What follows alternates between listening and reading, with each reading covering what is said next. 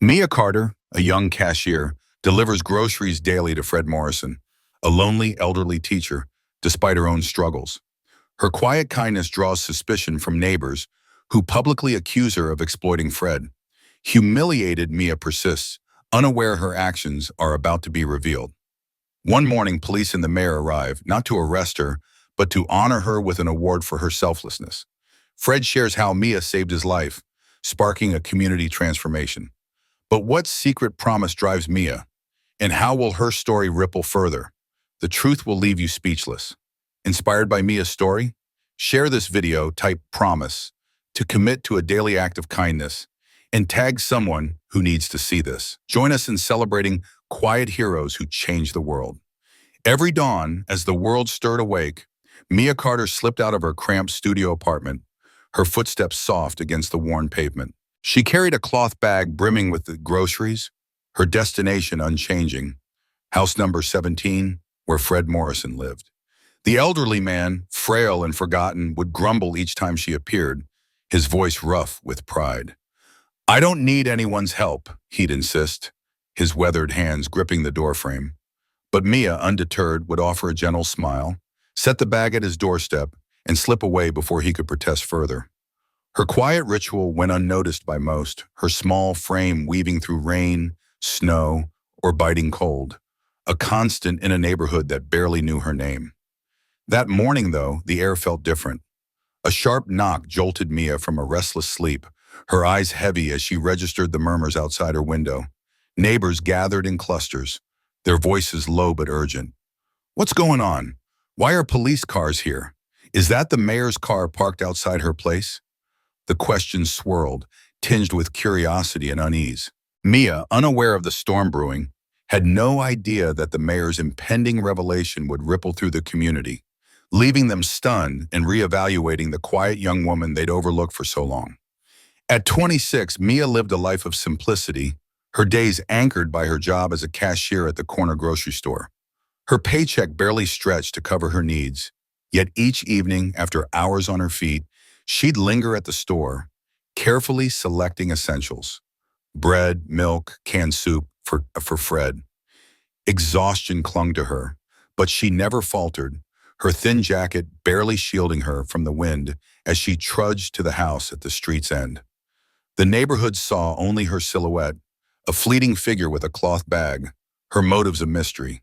They didn't know the promise that drove her, etched into her heart when she was just 8. Her mother, with a voice soft but firm, had said, "Sweetheart, never let anyone face a cold night alone with an empty stomach. Promise me." Her mother was gone now, taken too soon, but Mia carried that vow like a torch, its light guiding her through every weary step. Her apartment was a testament to her modest life. A single room, sparsely furnished, held treasures of memory, faded family photos pinned to the wall, old Christmas cards tucked into a tin, and a notebook in one corner, its pages filled with meticulous notes. Birthdays of neighbors, doctor appointments, medication schedules. She tracked the lives of those the world had forgotten, her quiet way of ensuring they weren't entirely alone.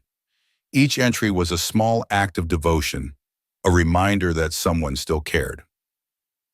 Fred Morrison, at 79, was a man tethered to the past.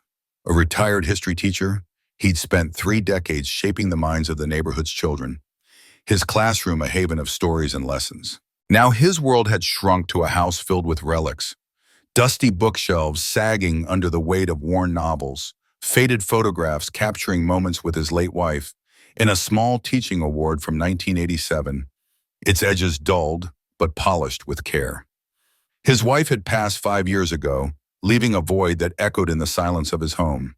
His son, far across the country, called rarely, and Fred's weakened legs made grocery trips an ordeal. The neighborhood, once filled with his students, now passed him by.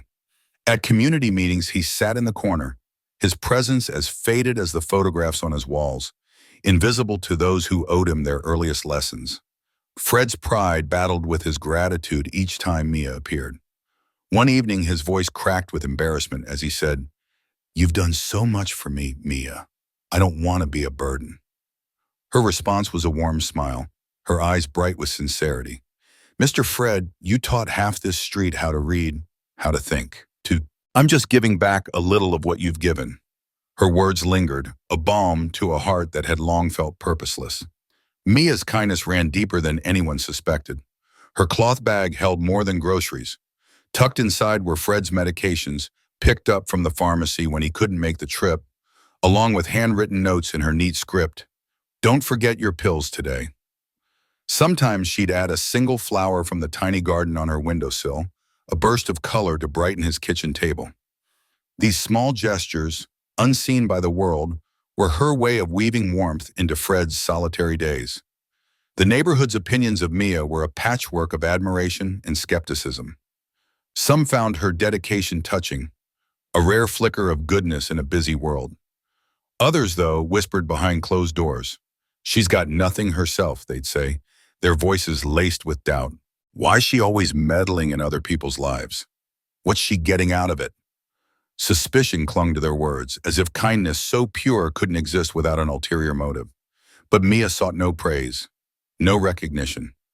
She never shared her deeds on social media, never lingered for thanks.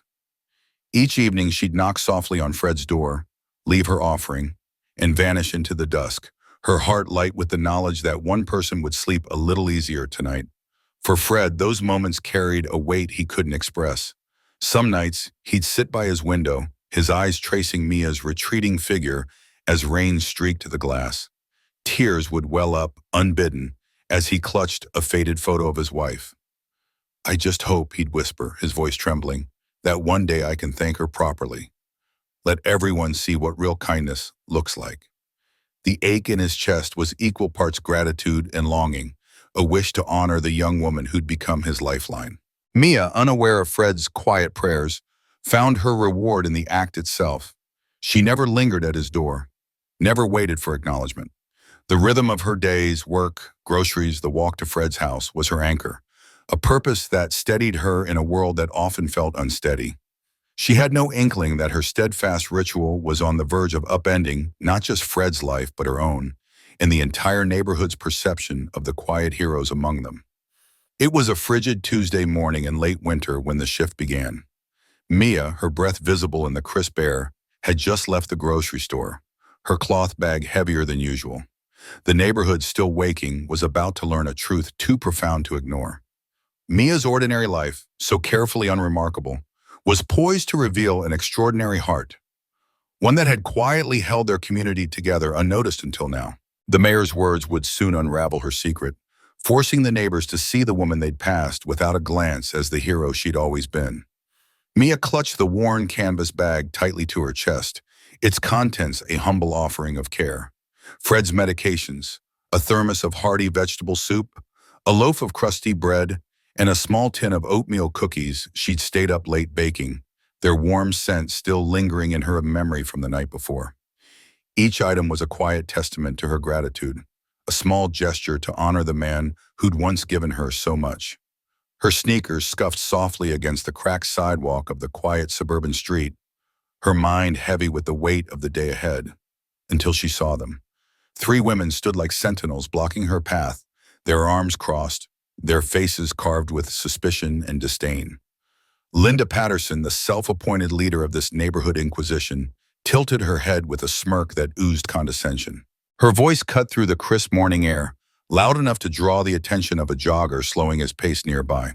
Well, look who it is, Linda said, her words dripping with mockery. Our little saint, marching off with another care package. How noble. Mia's heart sank, a familiar knot of anxiety tightening in her chest. She tried to sidestep the trio, her voice soft but steady. Excuse me, I need to get through.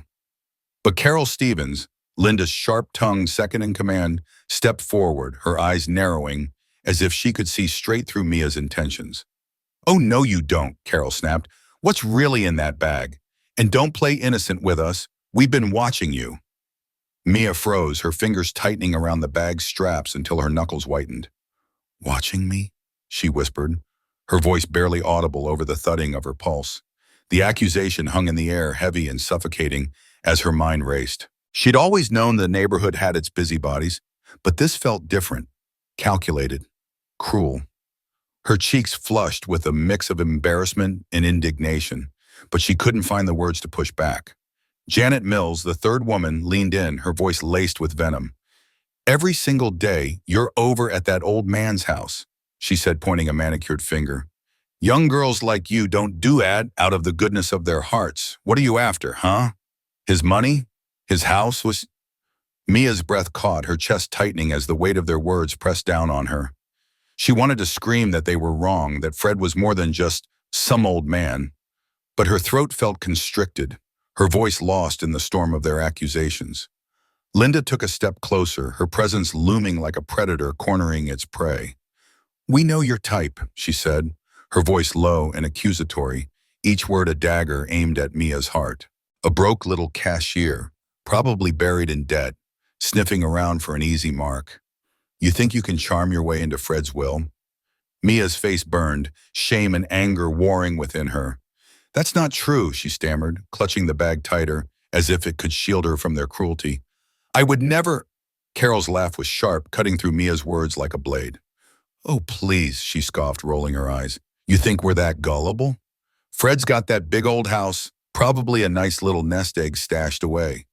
You're just biding your time, waiting for him to sign it all over to you." The accusation hit Mia like a physical blow, her knees trembling as she fought to stay upright.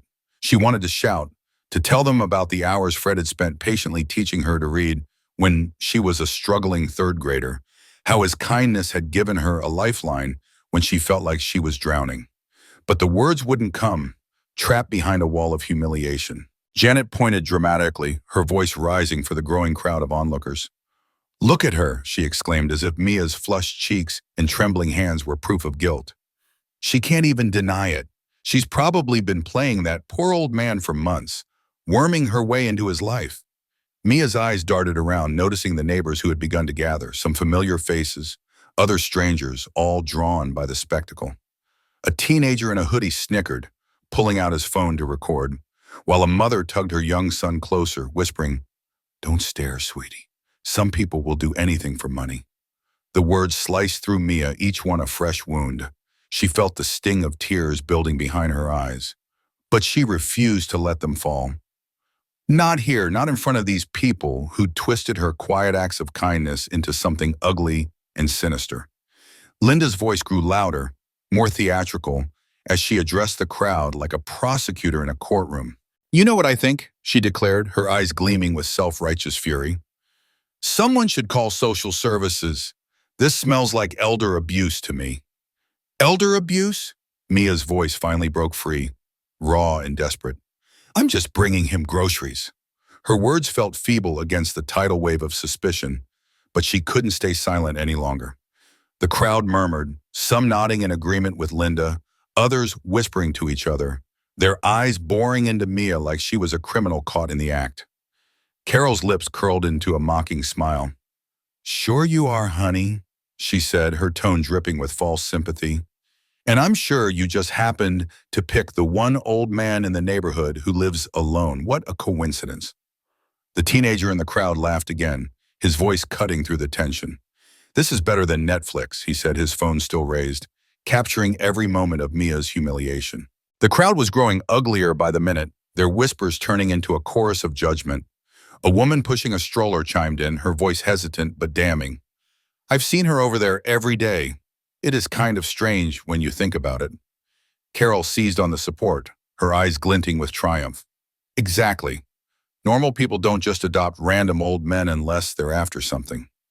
"Maybe she's after his house," someone else suggested, their voice carrying over the murmurs. "Property values are going up around here." Another voice added, "Or maybe he's got life insurance, you never know."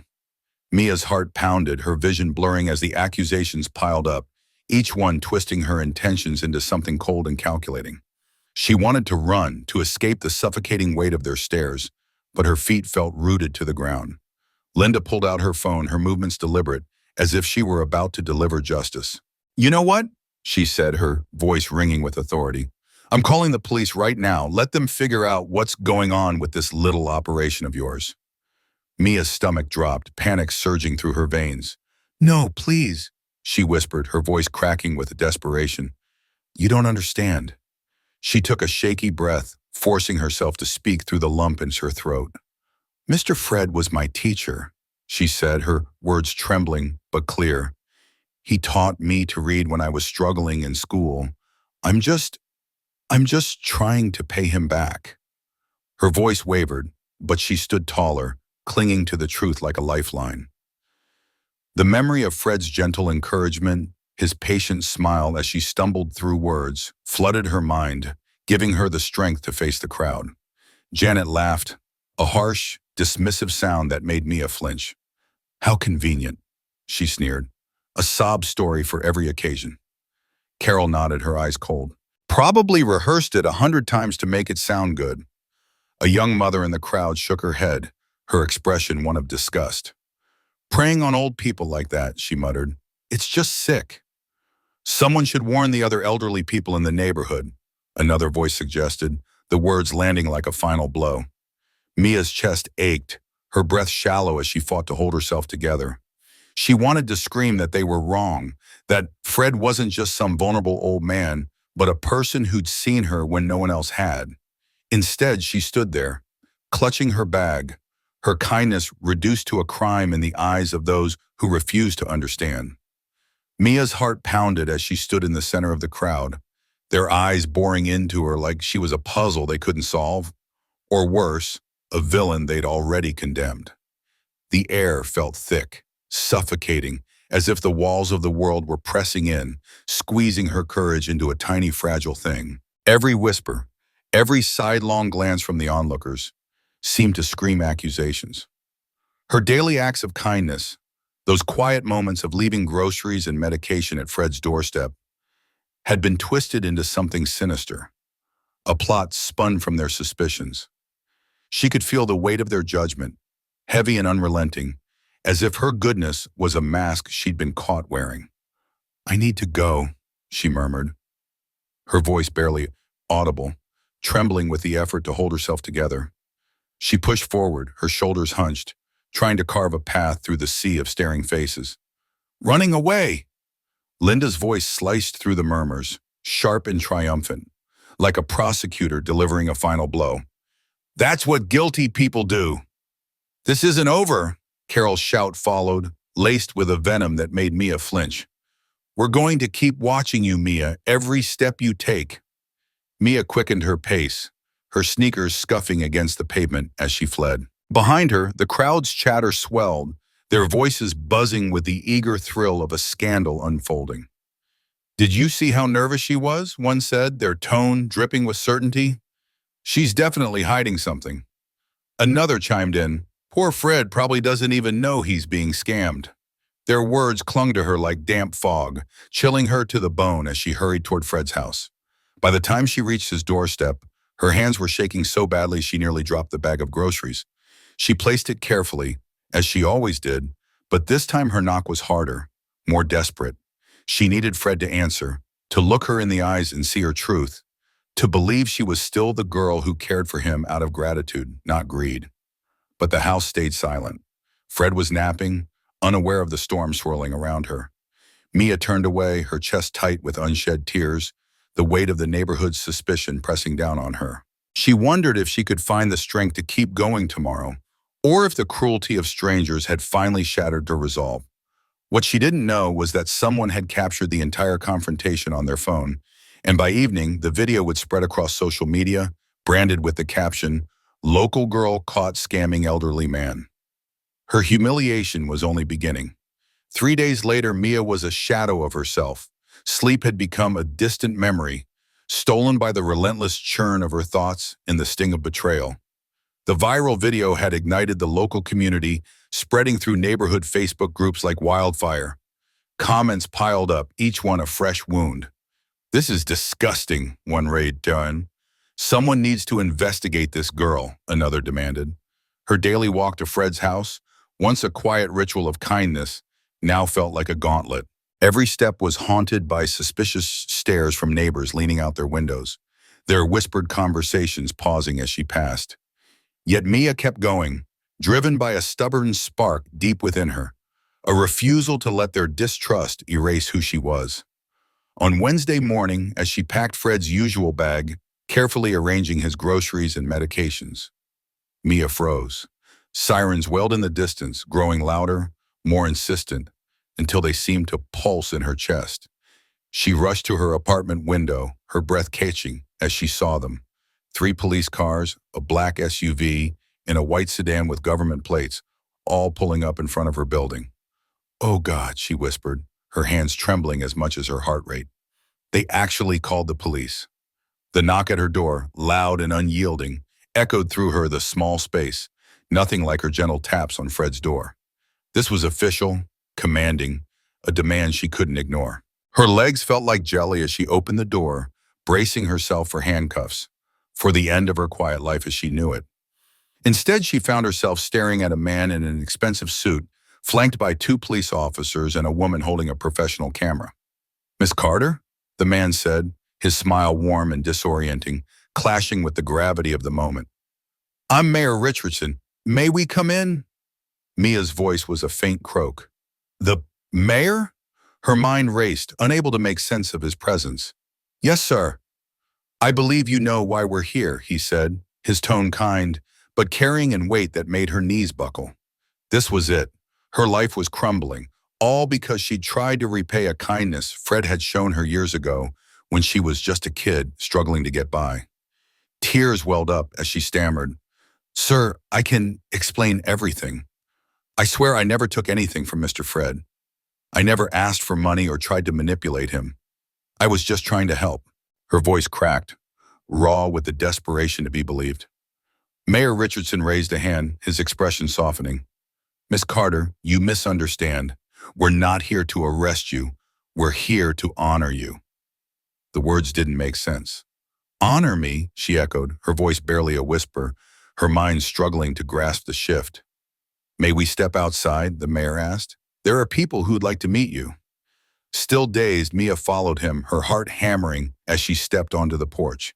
She gasped, her eyes widening at the sight before her. The street was filled with people, not the angry mob from 3 days ago, but a different crowd, their faces bright with warmth and gratitude. Elderly neighbors, families, children stood together, and at the center was Fred Morrison, seated in a wheelchair but radiating a quiet dignity. He was dressed in his best suit, the one he hadn't worn since his wife's funeral, and holding a large manila envelope. His eyes, usually dimmed by age, sparkled with pride as they met hers. "Mia, my dear," Fred began, his voice steady and warm, his words carrying the promise of vindication. The mayor's voice boomed over the gathered crowd, resonant and steady, cutting through the murmurs like a beacon. "Please come forward," he called, his tone warm yet commanding, the kind of voice that could hush a room or rally a town. Mia Carter hesitated at the edge of the throng, her heart thudding in her chest, unsure why she'd been singled out. As she wove through the sea of faces, some curious, others expectant, she felt the weight of their gazes. Her steps faltered, but she pressed on, driven by a quiet resolve she'd carried for months, though she scarcely understood why it mattered now. Mayor Richardson stood tall at the podium, his presence as solid as the oak trees lining the town square. He cleared his throat, and the crowd fell silent, their anticipation hanging thick in the air. "3 days ago," he began, his voice measured but laced with a righteous edge, "a video spread like wildfire, accusing Miss Mia Carter of taking advantage of an elderly neighbor. I saw it, and something in my gut told me it was wrong, dead wrong." His eyes swept the crowd, daring anyone to challenge him. "You see, I know Fred Morrison. He was my daughter's teacher 2 decades ago, a man of integrity and heart. And when Fred called my office yesterday, he had a story that needed to be heard." A ripple of whispers stirred the crowd, but they stilled as Fred Morrison rose slowly from his wheelchair. His frail frame leaned heavily on a polished cane, yet his eyes burned with a fierce clarity. The retired teacher's voice, weathered but unwavering, carried across the square. "For 8 months," he said, each word deliberate, "this young woman has been my lifeline, not just with groceries or medicine, but with something far rarer, dignity." His hands trembled as he opened a worn manila envelope, its edges frayed from careful handling. "Mia doesn't know this, but I've kept a record of every act of kindness, every bag of groceries she brought, every prescription she picked up, Every note she left to lift my spirits. Receipts show she spent over $3,000 of her own money, money she couldn't spare, to keep me alive and well. A collective gasp rose from the crowd, a wave of shock and awe. Mia stood frozen, her breath catching in her throat. She'd never counted the cat and never thought anyone would notice. Fred's voice grew stronger, quivering with emotion. Last week, when pneumonia landed me in the hospital, Mia was there every single day. The nurses told me she slept in the waiting room, curled up on those hard chairs, refusing to leave until she knew I'd pull through. His eyes glistened and he paused, steadying himself. She thought no one saw, but I did. We all did. Mia's eyes widened, her heart swelling with a mix of gratitude and disbelief. She'd visited Fred out of duty, out of love, but the idea that her quiet acts had been noticed left her reeling. Mayor Richardson stepped forward, holding a crisp document adorned with the city's seal. "Miss Carter," he said, his voice softening, "it is my privilege to present you with the city's first Community Angel Award. This comes with a certificate of appreciation, a key to the city, and a $5,000 grant to support your work in our community." The crowd erupted in applause, a thunderous wave of admiration that seemed to lift Mia off the ground. But Fred wasn't done. He raised a hand, silencing the cheers. "There's more," he said, his voice thick with purpose. He reached into the envelope again, his movements deliberate. "Mia, these past months, you've taught me something profound. Kindness isn't about grand displays or seeking praise. It's about showing up, day after day, even when the world isn't watching." He pulled out a formal document, its weight evident in his grip. "I've worked with my lawyer to establish the Margaret and Fred Morrison Kindness Foundation in memory of my late wife. It will provide grants to people like you, people who help others without expecting a reward." His voice broke and tears traced the lines of his weathered face. "Mia, I'm naming you the foundation's first director. It comes with a salary, benefits, and the resources to reach other lonely souls in our town."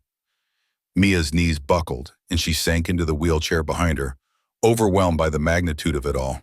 Her hands covered her face as sobs shook her frame. "Why," she whispered, her voice barely audible, I was just keeping a promise to my mother." Her words hung in the air, raw and honest, a testament to the quiet vow she'd made to live with compassion, no matter the cost. Mayor Richardson placed a gentle hand on her shoulder. "That, Miss Carter, is precisely why you deserve this honor." His gaze shifted to the back of the crowd, where three women stood, their faces flushed with shame. Linda Patterson, Carol Stevens, and Janet Mills had been the ones who'd spread the venomous accusations, their words cutting deep into Mia's reputation. Now they shuffled forward, their heads bowed. Linda spoke first, her voice barely above a whisper. "We owe you an apology, Mia. We were wrong, completely wrong." Her hands twisted nervously, her eyes avoiding Mia's.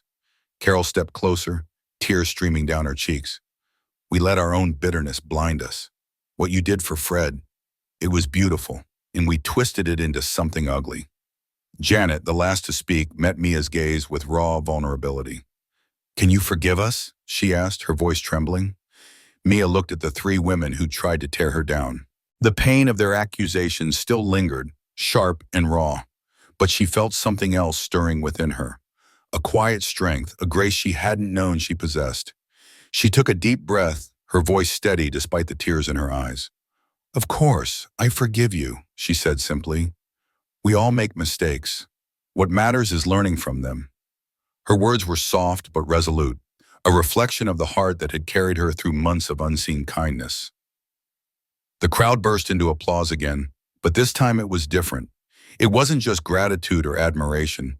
It was reverence for something rare and extraordinary. They saw in Mia a grace that held firm under pressure, a kindness that refused to falter in the face of cruelty, a dignity that no misunderstanding could shatter. Fred reached for her hands, his own weathered and trembling, and clasped them tightly. "My dear girl," he said, his voice thick with emotion, "you saved more than just my life. You showed us all what it means to be truly human." As the cameras flashed and the crowd erupted in cheers, Mia stood in the spotlight, her heart pounding with a mix of disbelief and quiet pride. What had begun as a humble routine, carrying grocery bags for an elderly neighbor, had somehow reshaped an entire community's understanding of heroism. She felt that the weight of their admiration was there, but beneath it, a deeper realization stirred within her. Her small acts of kindness had ignited a spark that was now spreading like wildfire. What unfolded in the days that followed proved beyond that compassion, when given freely, could be the most powerful force of all, weaving its way into hearts and transforming lives in ways she could have never have imagined. Within a week of the ceremony honoring Mia that night, the neighborhood she'd called home for years felt like a different place. The streets that had once echoed with harsh words and judgment now hummed with a newfound warmth. People who had barely nodded at one another before were stopping to talk, to listen, to help others. It was as if Mia's quiet courage had unlocked something dormant in the community, a shared desire to be better, to see each other not as strangers but as neighbors. The change began with Linda Patterson, a woman whose name had once been synonymous with the mob that had publicly shamed Mia. That night, after the ceremony, Linda lay awake, her chest tight with regret. "I can't stop thinking about it," she whispered to her husband in the darkness. "We were so wrong, so cruel. She was just trying to help, and we tore her apart." The guilt that gnawed at her teeth, replaying the moment she'd led the charge against Mia, her voice sharp with accusations. By morning, the weight of her actions propelled her to Mia's doorstep, her hands trembling as she clutched a plate of homemade brownies. Tears streamed down her face as she stood there, searching for words that felt impossibly small compared to the harm she'd caused. "Mia, I know an apology can't undo what I did," Linda said, her voice breaking. "But I want to change. I want to be someone like you, someone who helps without expecting anything in return."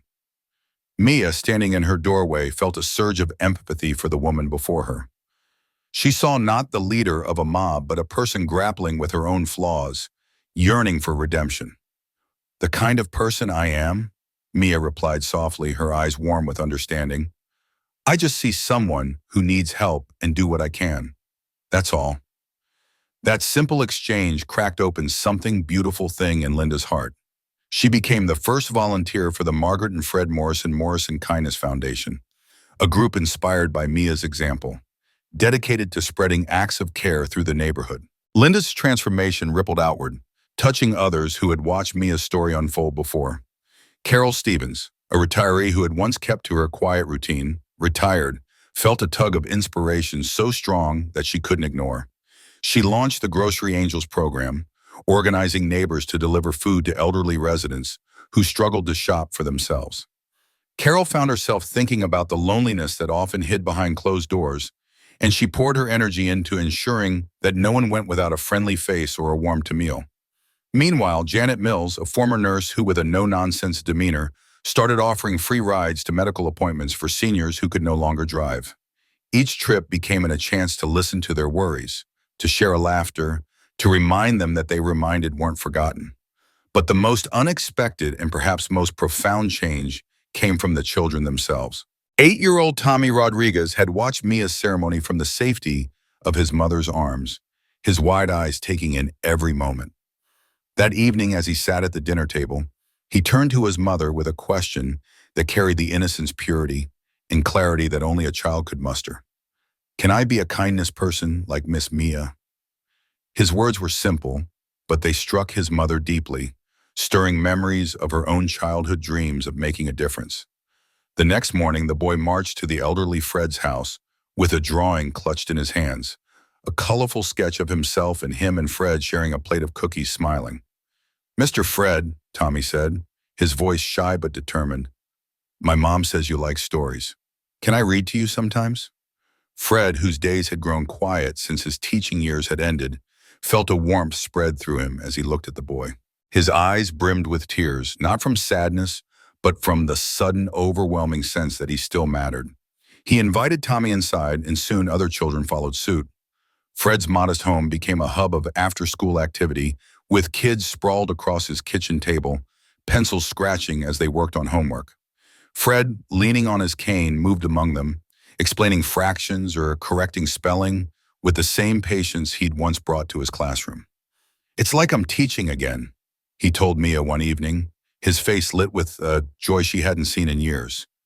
These kids, they've given me my life back. The effects of Mia's actions stretched far beyond the neighborhood's borders. The mayor's office was flooded with calls from other communities, eager to replicate the community angel programs that had taken root. Mia, who had never sought the spotlight, found herself speaking at churches, schools, and civic groups, sharing her simple philosophy. Find someone who needs help and help them. That's it. Her words, delivered with quiet conviction, inspired local businesses to act. The grocery store where Mia had worked introduced free delivery for elderly customers, its manager moved by the thought of easing their burdens. The pharmacy launched a medication reminder program, ensuring no one missed a dose due to forgetfulness or isolation. A local bank even created a kindness fund, offering emergency financial support to those facing sudden hardships. Yet the most enduring symbol of the neighborhood's transformation was the kindness bench, unveiled in the local park during a heartfelt ceremony. Fred, despite the pain in his legs, insisted on attending, his presence a testament to the community's gratitude. The bench bore a plaque with a simple message: in honor of quiet heroes everywhere. No one believes in sitting alone here. Each morning, Mia would find Fred there, no longer solitary but surrounded by neighbors who had learned to pause their busy lives to connect with those around them. They shared stories, laughed, and sometimes sat in comfortable silence, the bench a quiet reminder of what they'd built together. One sunny afternoon, as children played nearby and elderly residents swapped tales on adjacent benches, Fred turned to Mia, his voice thick with emotion. "You know what amazes me most?" he asked, his eyes tracing the scene before them. "What's that, Mr. Fred?" Mia replied, her gaze following Tommy as he taught another child to move a knight on Fred's old chessboard. "You never set out to change the world," Fred said. "You just wanted to make sure an old man like me didn't eat dinner alone. But look at this." Mia's smile deepened, her heart swelling with a quiet joy. The world hadn't changed entirely, but in this little corner of it, kindness had taken root, and its blossoms were more beautiful than she could have dreamed. Mia Carter clutched her worn cloth bag, the rough fabric grazing her palm as she stepped out into the chilly morning air. Her breath fogged in front of her, but her heart burned with a quiet resolve that had long since become part of her. At 26, she was no stranger to the skeptical glances of her neighbors, their narrowed eyes tracking her as she made her daily rounds. They didn't understand why she bothered, why she carried groceries to the doorstep of a man like Fred Morrison, a 79-year-old widower who lived in a sagging house at the end of the street. To them, her actions seemed foolish, maybe even suspicious. But Mia didn't carry that bag for their approval. She carried it because of a promise, a vow made to her mother years ago, whispered in a hospital room heavy with the weight of farewell. "Look out for those who've been forgotten," her mother had said, her voice frail but fierce. Mia hadn't forgotten. Not once. Fred Morrison sat by his window, his gnarled hands resting on the arms of a faded armchair. He'd spent decades in this neighborhood, watching it change, watching people come and go, watching his own life shrink to the size of these four walls. At 79, he'd learned to expect little from the world. Meals were sparse, company scarcer. Most days he felt like a ghost, invisible to the bustling lives outside. But then Mia appeared, her cloth bag slung over her shoulder, her knock on his door as steady as a heartbeat. At first he'd been wary, grumbling about charity and pride, but her consistency wore him down. Day after day she showed up, through rain that soaked her shoes, through snow that stung her cheeks, always with a quiet smile and a bag of groceries. She didn't ask for thanks. She didn't linger for praise. She just cared, and that care cracked open something in Fred's chest, something he thought had died long ago, the belief that he still mattered. The neighborhood hadn't always been kind to Mia's kindness. Linda Patterson, a woman with a sharp tongue and a sharper gaze, was the loudest of the doubters. From her porch, she'd watch Mia's daily trek, her lips curling into a sneer. "What's she after?" Linda would mutter to anyone who'd listen. "Nobody does something for nothing." Linda's cynicism wasn't unique. It was the neighborhood's default. Years of hardship had taught them to question goodness, to sniff out hidden motives like hounds on a trail. To Linda, Mia's selflessness was an act of fayamam, a ploy for attention or something darker. Her suspicion wasn't just a personal failing. It was a mirror of a society that had grown comfortable dismissing kindness as naivety. How many times had Linda judged without understanding? How many times had she let her own fears poison the possibility of something pure? Deep down, she envied Mia's courage, the way she moved through the world unburdened by the need to justify herself. But envy was easier to bury under scorn. Mia's routine never wavered, not even after the whispers turned to murmurs, not even when the neighborhood's suspicion hardened into something uglier. She carried her cloth bag with the same quiet dedication, her footsteps steady on the cracked sidewalks. What she didn't know, what she couldn't have known, was that her persistence was planting seeds. Tommy Rodriguez, a lanky teenager with a habit of skipping school, watched her from the stoop of his apartment complex. At first he'd laughed, called her the grocery lady to his friends. But as weeks turned to months, he saw something in Mia's unwavering commitment. She wasn't doing this for applause. She wasn't posting selfies with her good deeds. She was just doing it. One snowy day, Tommy found himself trudging behind her, his sneakers slipping as he carried her bag through a storm. He didn't know why he offered to help, but when Mia thanked him, her eyes warm with gratitude, he felt a flicker of something new. Pride. Not in himself, but in the possibility of being part of something bigger. The change came so gradually that no one could pinpoint its start. Maybe it was when Fred began waving from his window, his face softer than before. Maybe it was when Tommy started helping more often, his friends reluctantly joining in, shoveling snow from elderly neighbors' driveways. Maybe it was when Linda Patterson, her voice quieter now, stopped muttering about motives and started asking questions. "Why do you keep going?" she asked Mia one day, her tone less accusation than awe. Mia paused, her cloth bag heavy in her side. "Because," she said softly, "everyone deserves to know they're not alone." Her words lingered, simple but seismic, cutting through the neighborhood's armor of distrust. Years later, at a community center packed with faces both familiar and new, Mia stood on a stage, her cloth bag resting at her feet. The Margaret and Fred Morrison Kindness Foundation had grown from her daily acts, a living tribute to the power of small gestures. Fred, frail but beaming, sat in the front row, his eyes shining with gratitude. Tommy, now a young man, stood nearby, his shoulders squared with purpose. Even Linda was there, her face etched with a quiet pride of someone who'd learned to believe again. The neighborhood, the Nimwahan, that had once turned its back on goodness now stood to honor it. But Mia hadn't changed. The same bag, the same routine, the same quiet dedication. What had shifted wasn't her heart. It was the community's willingness to see it. All around, there are Mias, quietly stitching the world with kindness. There's the neighbor who clears snow from a stranger's driveway, their breath puffing in the dawn's cold. There's the coworker who stays late, helping a struggling teammate without a word. There's the teenager who reads to kids at the library, their faces glowing with wonder. There's the grandmother who bakes extra for the postal worker, her kitchen warm with care. They don't wear signs proclaiming their impact. They don't broadcast their deeds online. They're just out there making the world better, one small act at a time. But how often play the part of, do we play Linda's? Part quick to doubt, slow to trust, eager to find flaws in what's genuine. How often do we let cynicism blind us to the courage it takes to be kind in a world that calls it foolish? Society whispers that kindness is a weakness, that helping others always hides an agenda, that good people are just waiting to be hurt. But Mia's story shouts something louder.